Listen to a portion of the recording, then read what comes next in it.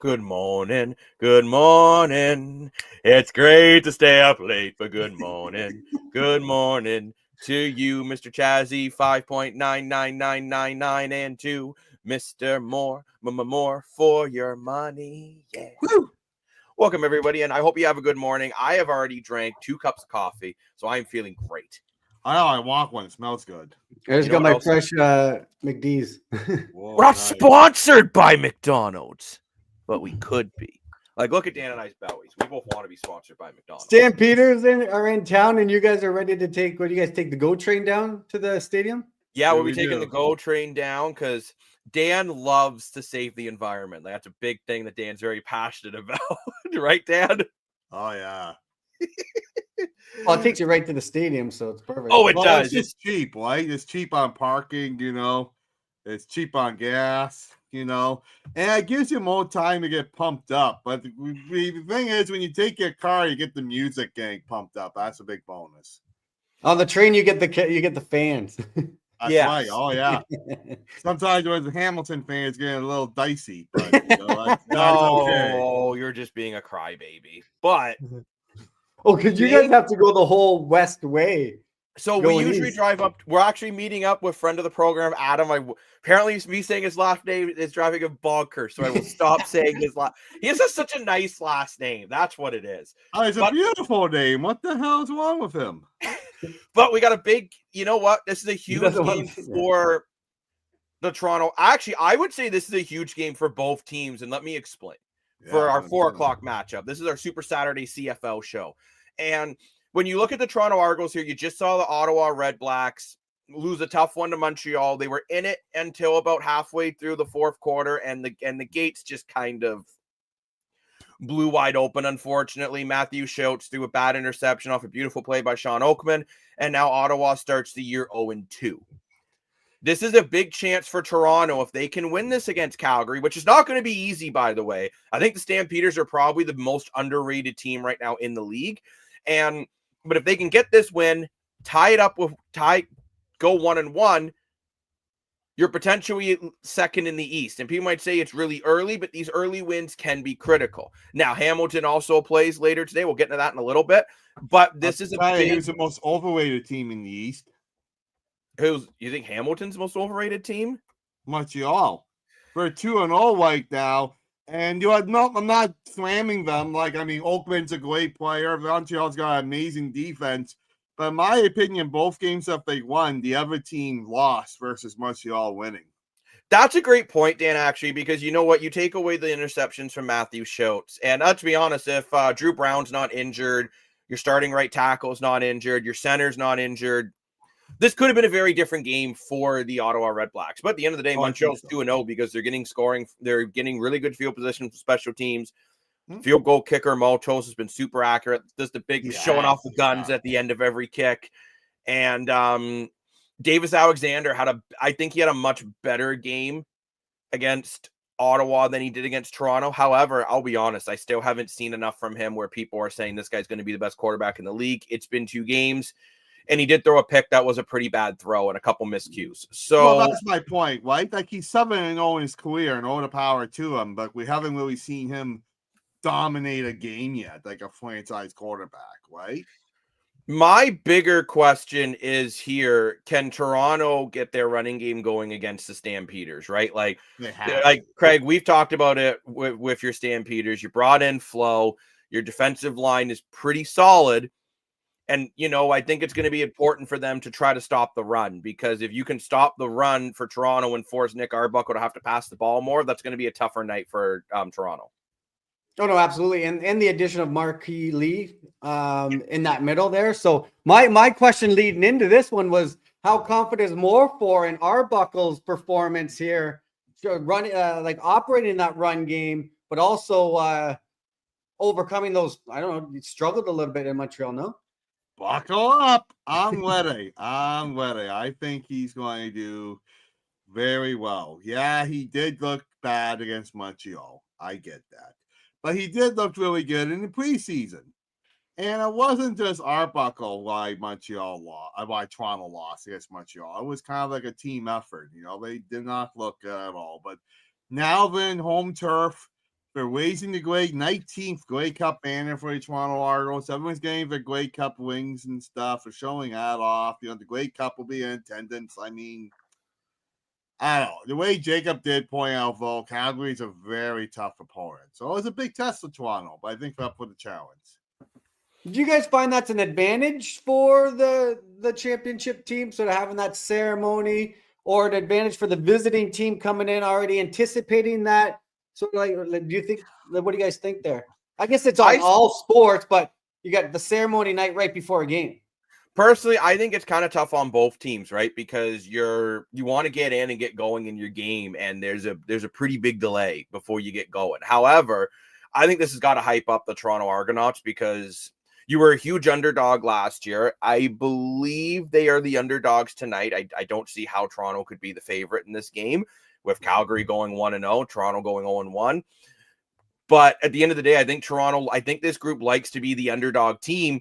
And Dan, I think you'd agree with me when I say this. I find Toronto's at their best when everyone thinks they're not going to win.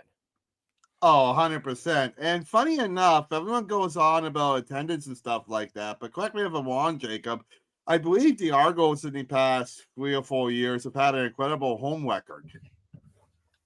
Yes, they've been very good at home. And actually, Toronto attendance has been up over the last 4 years on it. It's not as fast of a trajectory as maybe some of the fans would like, but at the end of the day, it is up. But we have a comment from Streakers Gaming, and I think it's calling out Chazzy to send more for a rivalry here because Chazzy's a big Stamps fan.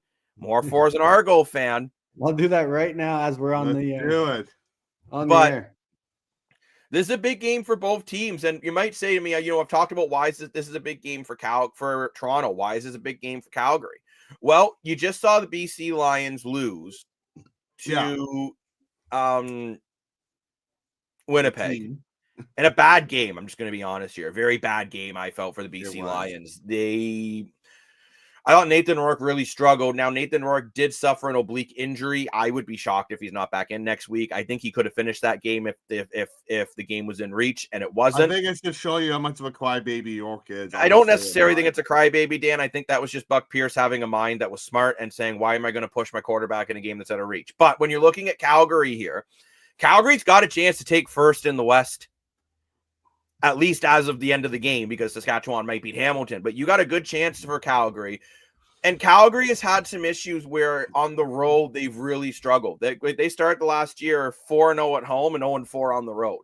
So I think it's big for this team to get over their demons and find a way to win on the road, right? And that's going to be a big difference for them if they can get an early win on the road. And Chazzy, you may not be aware of this. VA's last 2 games against Toronto, he's thrown 11 interceptions in BMO Field in the last 2 games at BMO. So VA's got some demons he's got to get over too, right? Like, I mean, this is a guy that really, I think, wants to prove he is one of the best quarterbacks in the Canadian Football League. And I think he wants to show teams like Montreal and teams like BC they made a mistake. Yeah. But also, will you see VA sling it? Are you expecting a big game from Mills again along the ground? I think if you're Calgary, you're going to test that Toronto defensive line. It's a new defensive line in Toronto. This is a very, very different defensive line than the Grey Cup champions from last year.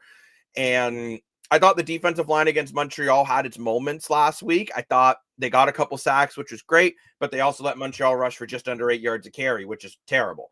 So it's a little bit of a mixed bag here. So yeah, I think Calgary will try to establish the run game early, but you are not going to see big play VA not try to make big plays. That's just the way he is. It's like telling Connor McDavid not to skate fast. He needs to slow down. That's not going to happen, right? Like, this is a guy that wants to make big plays. He wants to stretch the field versus, I think, in Toronto and Nick Arbuckle, I think you're more going to see him just trying to consistently get down the field, take some chunk plays when it's there.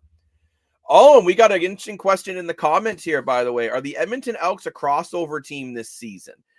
Oh, you know what? I could see the Edmonton Elks being a crossover team this season, legitimately. I mean, the East is a mixed bag, and we don't know how long Drew Brown's going to be injured. And sorry, Mr. Lane, Dashco, you might be dashing, but your Ticats, you're going to have a tough game again today.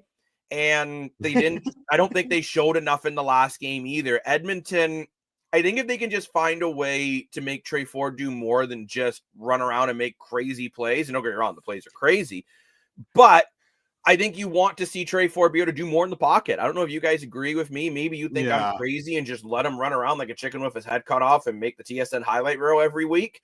But I think if he could do a bit more in the pocket, right? And then you can add that to that weapon he is. Like we talked about it in our preview show, and I'm still going to say it. Trey Ford has the potential to be the Lamar Jackson of the Canadian Football League. I truly believe that. He's just got to disguise it a lot more. Like you said, yeah. your defenses are anticipating you're going to run. Well, the question is with Trey Ford, yes, he's young and he's amazingly talented, but can you really play a full season running around like that? Yeah. I don't know. You're risking a lot of chances of injuries, you're risking chances of getting tired and more sacks, and you're probably wearing out your blocks and your defensive line a lot more too. But worst case scenario, if Trey Ford does struggle, you got Cody Fajardo just sitting there and waiting. He's a Grey Cup champion. So another one from the comments here. Trey Ford is the man. Just get him in the pocket more. Is it possible? Very. And I think that's a big thing too. You know what? Maybe design plays more where it's Trey Ford just making quick reads in the pocket. And it's not like the guy doesn't have arm strength. No, right? Like he does have the ability to push the ball downfield. Because on a lot of these crazy, it's not like he's doing these crazy runs and then throwing the ball 3 yards. He's doing these crazy runs and bombing it 30, 40 yards down the field. So that's amazing. If you can just get him a little more comfortable. And that's where I actually think having Cody Fajardo as his backup is going to be so good for him this year. Because I want to start off by saying this. Cody Fajardo is not nearly as athletic as Trey Ford, and I am not getting to that at all. But they're both quarterbacks that like to use their legs. They like to make plays happen. And Chazzy is frozen in terror by this again. Oh, my head. Yeah.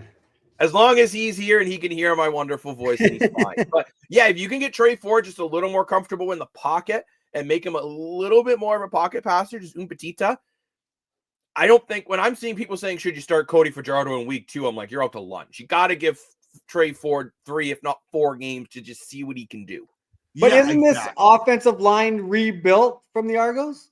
Is it the offensive line or defensive line? The Eskies brought in more. More the defensive line, but I mean, you look at Edmonton and their team too, that they like to run the ball a lot. So you know that the offensive line's a big part of that, right? So by using that off, too.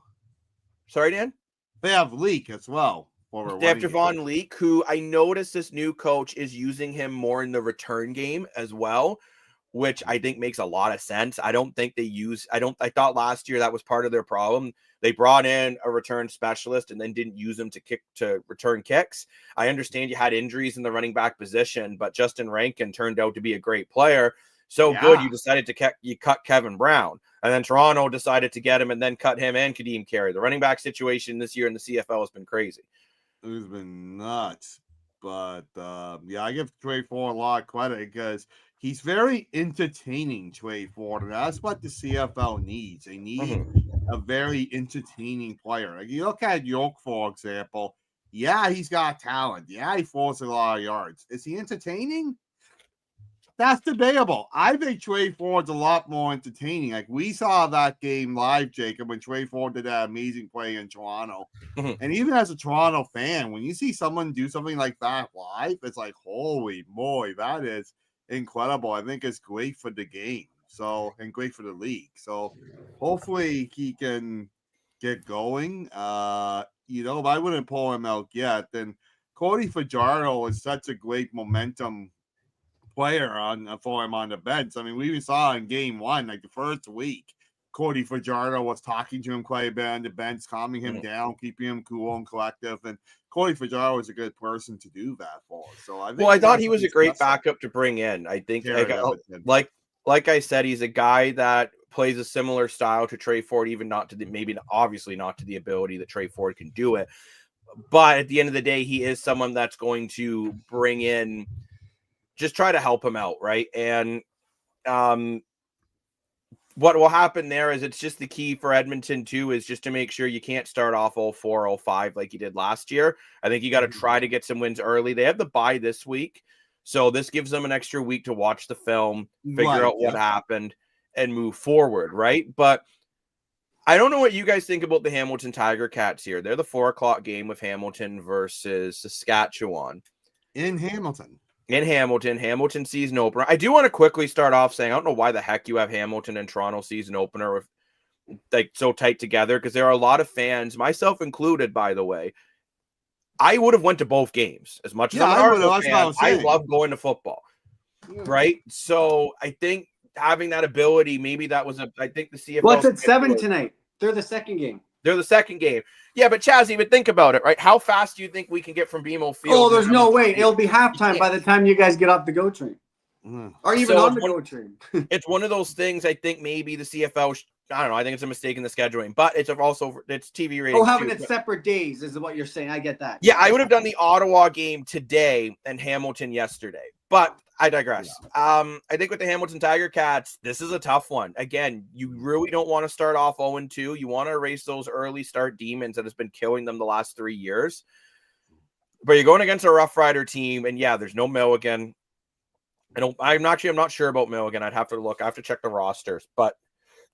You know what? This is a very, very, very good team in Saskatchewan, and I think this is going to be a tough one for Hamilton. Like, I don't know if you boys would agree with me. I could see Hamilton coming out of this 0-2. Yeah, I was shocked how good Saskatchewan was. I said in our preseason episode that I wasn't sold on Saskatchewan. Boy, they set me up really quick in week 1. They look really good and really solid. And that's why I was saying, we say the East is wide open. I think the West is just as wide open. Like, you think about, if you got, I think 9 teams in CFL this year are very, very even. So if you start off, like if Toronto and Hamilton start off 0-2, you could be in some serious trouble. How much pressure's on Bolai? Oh, a lot of pressure's on Mitchell, because I don't fully know why, but Milanovic does not seem to have faith in this guy. And yeah, I never understood that. I've never quite understood either. By the way, AJ Ouellette is in tonight for the Rough Riders. Kadeem Carey is their second running back on the depth chart. So we're going to see some Kadeem. We could be seeing some Kadeem Carey in action. And Milligan is playing this game. Wow. But it looks like the defenses are banged up, no? Well, that's what we were thinking, but now it looks like the only one's going to be out is Schaefer Baker for Saskatchewan, right? So no, but on Hamilton, no? They're missing. Yeah, Hamilton's got some injuries, and I agree with you, Craig. I think for Hamilton, all the pressure's on Bo Levi Mitchell. I thought he had a so-so game week 1. A lot of his yardage was in what we would call garbage time, meaning the game's out of reach. Although our CFL fans know, is the CFL game truly ever out of reach? Like, we've seen some crazy comebacks in this league. Like, how's Hamilton, like, fans? Are they anxious, or like? I know we don't have Lane going in tonight, but are they anxious going in? Hamilton, the city of Hamilton is frustrated because they feel. They haven't won a Grey Cup since 99, right? And I'm not trying to poke fun, but they haven't won a Grey Cup since 99. And they're really, I think they feel on paper, these teams are better than how they've been playing. And from least, is that the longest streak in the CFL? Yes. For not winning a Grey Cup? Yeah, I figured. Yeah. So you got to look at Hamilton. I think there's a lot of pressure. If you don't win this game, you better make it good. If you get blown out at home, I hear it's going to be a very good crowd. From what I saw on Hamilton Tiger Cat social media, there's only limited tickets left. They got a beautiful stadium. You're not going Doesn't to the Riders Argo Nation game. Travel well? Pardon? Doesn't Riders Nation travel well? We will see a Rider fan at BMO Field today. I don't know why, but we will. It's just the way. I have all the respect for Rider fans, and that actually, funny enough, too, Elks fans travel very well as well. Whenever Edmonton's playing in Toronto, we'll usually see a good handful of Elks fans. Oh yeah. Well, funny enough, we were watching the Stanley Cup Finals, right, in Florida, and what do you see?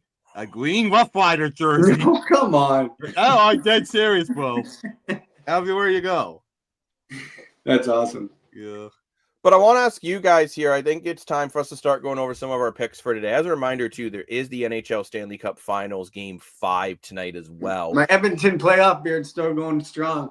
Yeah. See, I pulled the Connor Or I should say McDavid. Stanley Cup Final because I didn't. Connor McDavid touched the Western Conference trophy thingamabob. Forget what the trophy's called. So I decided to shave my playoff beard because let's go for change. Also, too, now if I go decide to buy myself some beers, I'm going to get ID'd, and that makes me feel very good at the age of 30. But this is a big game for the Edmonton Oilers, right? This is one that they got to win. So just remember, too, we are on the Streakers app, and Streakers Island podcast does lots of NHL stuff. Streakers app changing the world of fantasy sports. So make sure you check that app out as well. But it's time we get into some of our picks. And I want to start off first with Toronto versus Calgary. Now, I think we all know probably where we're going. I'm just going to be honest here, and I think Toronto will go 1-1 for the season. I'm confident-ish. I still think it's going to be a really tough game, but I think Toronto can do it. Chazzy, are you sticking with your Stamps? Oh, absolutely, 1,000%. I think this defense will get after him, create some pressure, and they'll win a tight one. We'll keep you entertained for the championship ring ceremony until the end. So can VA get over his BMO Demons, Dan, or do you think Toronto's going to continue to do what they've been doing against him and get another and get their first win of the year at home? I'll be honest. I love Arbuckle. I love the Argos, but I'm nervous about this. Oh, here we go. I am still going to pick Toronto. I am going to pick Toronto, but I don't think it's going to be a blowout by any means. I think it'll be mistakes done from both teams. And I think it'll be a tight game. Because unfortunately, that's always been Vernon Adams Jr.'s crutch, right? Like he'll make the big plays, but he also makes big mistakes. Same with Nick Arbuckle. I thought week 1 we saw Nick Arbuckle's whole career in 4 quarters. Yeah, are you guys seeing high scoring today? I could see this game being high scoring. Yeah, I think there'll be a lot of. I think it'll be high scoring from defense and interceptions from both teams. And one of the games going to go. I think both quarterbacks are going to get going. Yeah, I think it's going to be a high scoring affair. How much of the wind is a factor down at BMO for these kickers? Huge. You're right at the water, and it's like a tunnel in that stadium, right? Yeah, exactly. So and you're along the water. Yeah, so this will be a one, I think, and I will say I think Toronto might have the best punter in the league in John Haggerty, and that has been a big way that they've been able to pin teams deep, especially at home. Oh, huge! I keep saying punting position is so underrated. I think it's probably one of the most important positions in the CFL, and no one talks about it. But Haggerty is literally, I think, the best punter in the league. It's amazing. And remember, too, yeah, it's amazing how he can pin the ball way in the corner of the field. It's like, wow. And remember, too, for Toronto, return specialist Janarian Grant is not in the lineup today. So no Grant and no Kelly. So, it's going to be a tougher road. I do wonder if we're going to see Devontae McCann getting some kick returns. I get he's your feature running back, but maybe you have him do some kick returns, even if it means Williams has got to do some runs to start the drive. Knowing that you can't bring, like, I know you wanted this conspiracy of bringing Kareem Carey back. Now that he's gone, what are you guys looking out of your backfield today? I just want to see at least 4 yards of carry. But it's also, I think it's more, I'll be honest with you boys, because I don't feel like lying on the Streakers On podcast, powered by Streakers Gaming, not powered by McDonald's, that I looked at that game in Toronto, and I thought it was more on the offensive line than it was on the running backs. I thought the O-line had a really bad game. Ryan Dinwiddie said that as well. So I'm actually looking for Toronto to have a big running game, and I think I'm expecting that O-line to really step up. Because that's a good O-line in Toronto. They had an off night, but that is a damn good O-line. Yeah, arguably the best O-line in the league. I mean, some people will argue Winnipeg, some people will argue Montreal, some people will argue Toronto. So I'm expecting Montreal's looking good after 2 games. Oh man, yeah, really good. Again, you're getting offense from all 3 phases, from offense, defense, and special teams. Davis Alexander threw for over 300 yards this week, but I mean, I don't think they need Davis Alexander to be Superman in Montreal. They just need him to be good. I'm worried about Ottawa going 0-2. That's as long as Drew Brown's not injured long term, I think Ottawa will be fine. Because Drew Brown has thrown, I think, 6 consecutive games now over 400 yards. Like, it's insane. Yeah. Like, Drew Brown's a hell of a quarterback. I think Winnipeg may be regretting that decision to more, like, maybe, who knows, maybe even this year. We'll find out because we haven't seen Zach Claros yet. What about Montreal quietly putting a string in 11 home wins in a row together? Was it 11 It's or 12? impressive what Montreal's been able to do, right? Montreal went from the year they won the Grey Cup. That year, everyone thought they were going to be terrible, except me, by the way. And I'm not just saying that now. You could ask Dan; he won't lie. He likes to call me out whenever I say something stupid. But I actually said I thought Montreal was a much better team than anyone gave them credit for, and they have been very, very good since about halfway point of that season. Yeah. Now, I'll be honest, my thing is I'm waiting to see what Montreal does against it. To be honest, I'm waiting to see what they do against a team like Winnipeg. That's what I'm waiting for. Remember I said to you boys last week, when Nathan Rourke did was cute, now do it against Winnipeg. Because I thought Edmonton, a lot of that game against Nathan Rourke contained him. Nathan Rourke was able to hit some explosive plays in the second half, then the game got out of hand. But against Winnipeg, Nathan Rourke only completed 12 passes out of 27. That's what I'm waiting to see from a guy like Davis Alexander. What can he do against some of the top tier? What can he do against Saskatchewan? What can he do against Winnipeg? We don't know what he does against Montreal because I'm not at the practice with. But I do want to move on now to our second game of our doubleheader today, which is the Hamilton Tiger Cats versus the Saskatchewan Roughriders. Now, Saskatchewan's got a big chance here to go up 2-0 in the season. And I think Saskatchewan feels they have to get this done, but I hate to say it. I'm going to go off the board here and say the Hamilton Tiger Cats find a way to win this game. I think Bo Levi Mitchell is going to have a really big game, and I think Hamilton will find a way to win this because I think Bo Levi Mitchell knows, and maybe I'm crazy, but if you go 0-2 with another so-so game from Mitchell, I think Taylor Powell's starting week 3. I think Mitchell knows. I think he's got a much shorter leash even than any other quarterback in the league because last year it took him way too long to get going. And Taylor Powell, I think, is very good. So I think Bo Levi Mitchell knows he has to have a big game. And I think you're going to see him and Kenny Lawler really get going. So I'm going to take Hamilton in this one. I can't believe I'm saying that while wearing my Argo hoodie, but I'm taking the Hamilton Tiger Cats in the second half of the doubleheader. Who are you guys taking? Go ahead, Morfort. Okay. I think Jacob's a little loopy. Maybe put some extra soap in the coffee like I did to my gym teacher back in the day. But anyway, I think start blowing bubbles. I think Saskatchewan's going to win this game. Like I said, I was shocked. You look at Saskatchewan on paper, like, oh, I don't know. But then when you see them in the field, wow, they were great last week. You know, I definitely was wrong about saying they weren't that good, and I think they're going to dominate this game as well. I think Hamilton has some issues. I think they went out and got a lot of great players, they spent a lot of money, and now they need time to gel together as a team, right? And we didn't see that in week 1. We saw the superstars try and be the superstars, but maybe that wins in basketball, but doesn't win in football. Right? Football is all about a team effort, right? And Saskatchewan, even though they bought in some new pieces, they look a lot better as a unit. So I'm going to take Saskatchewan in this one. I think Hamilton's going to go 0-2. I would give you a finger, but I can't because we're on the air. Chazzy, what do you think? Can you guys tell me anything about the legend that they're honoring tonight, number 26, Garney Henley? They're honoring him at the home opener. Anyway, he's a legend, I guess, with the local Hamilton crowd. So based on that, I'm going to lean with the analyst that Hamilton will win one for the fans and the sentimental moment for the fans on their home opener. I like it. Based on that. Well, you know what you got to think about, and I apologize, viewers, that Chazzy called me out thinking I'd know something and I didn't. But you know what? Hamilton, they're honoring a Ticats legend, and they are at home. I thought in week 1, I thought they had good glimpses. I thought at moments, so that's why I'm taking Hamilton still in this. How is he highly jerseys quite a bit? But I mean, I think either way, we got a great day of football. And to let everyone know, we will recap the entire week on our Monday episode of Streakers Island podcast, which goes up on Spotify and all these other. Is there a game on Sunday or no? No game Sunday. This is the end of the week. Oh.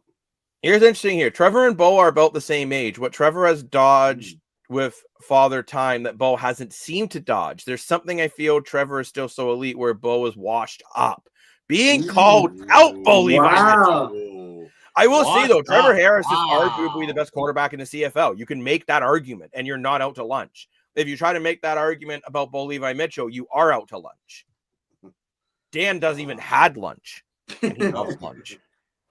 So, yeah, you know what? I do agree with you, actually. I think it is interesting the way Trevor Harris, if he can stay healthy, Saskatchewan might be the best team in the league this year, right? If he can stay healthy, that is the biggest key for Saskatchewan. That's the only difference I will say about Levi Mitchell. He was healthy all last year versus Trevor Harris missed half the year. So there's the only difference with Father Time there. But I do agree with you 100%. Trevor Harris does not look like he's, pushing 40. Maybe Trevor Harris goes on those retweets of Aaron Rodgers. Oh my! Can we? Okay.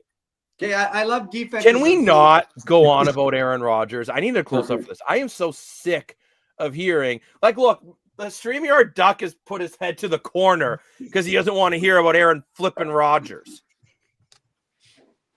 It's okay, Duck. It's okay, Ducky. I know you're mad at Dan. Turns. He's kind of a dope. He loves Aaron Rodgers the way I love bread. Quack, quack. So the legend that they are honoring in Hamilton is Henley. Talk about defenses. The defensive back, receiver, kick returner, played 16 seasons, 4,657 receiving yards, 2,900 punt return, 59 interceptions, and 56 TDs. He owns Hamilton's record for interceptions at 59, interception return yards 916, and 72 takeaways with 5 pick sixes. Wow. Played in 7 Grey Cups, bringing home 4 titles and 7 appearances. Wow. Wowzers. Don't they love their defense in Hamilton? Oh, they do. You look right? They're almost Lawrence. like the Steelers down in Pittsburgh. Like Steelers are defense, right? So right, exactly. And now Dan can go dream about Aaron Rodgers in a Steelers jersey. But I think it's time we sign off for the day because Dan and I have to get going down to Bebo Field. Enjoy the game. Thank you very much, everyone, for watching the Streakers On podcast. Thank you for all your comments. Looking for more Streakers content? Make sure you download the Streakers app, jump in our sports booth, and make sure you follow us on all the social medias. Until next time, we won't dance to Pink Pony Club today, but I'll see you later. Bye-bye.